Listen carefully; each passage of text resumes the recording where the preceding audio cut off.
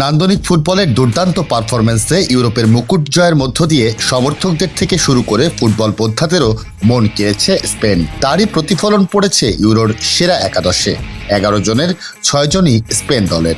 টুর্নামেন্টের পর্দা নামার একদিন পর 4-3-3 ফরমেশনের সেরা একাদশ ঘোষণা করল উয়েফা। আক্রমণভাগে ফুটে উঠেছে তরুণদের আধিপত্য।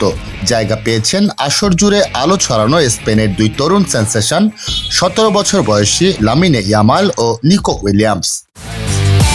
একমাত্র ওয়ালটন এসি দিচ্ছে 1 বছরের রিপ্লেসমেন্ট গ্যারান্টি এবং কম্প্রেসারের 10 বছরের গ্যারান্টি।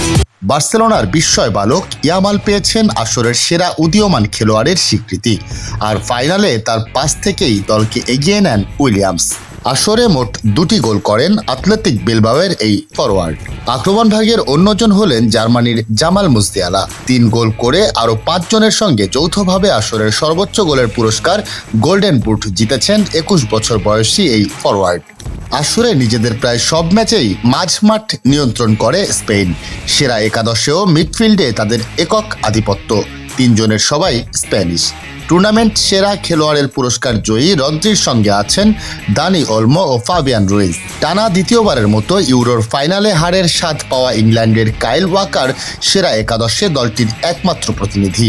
রক্ষণে তার সঙ্গে আরও আছেন ফ্রান্সের উইলিয়াম সালিবা, সুইজারল্যান্ডের মানুয়েল আকাঞ্জি ও স্পেনের মার্ক কুকুরেয়া।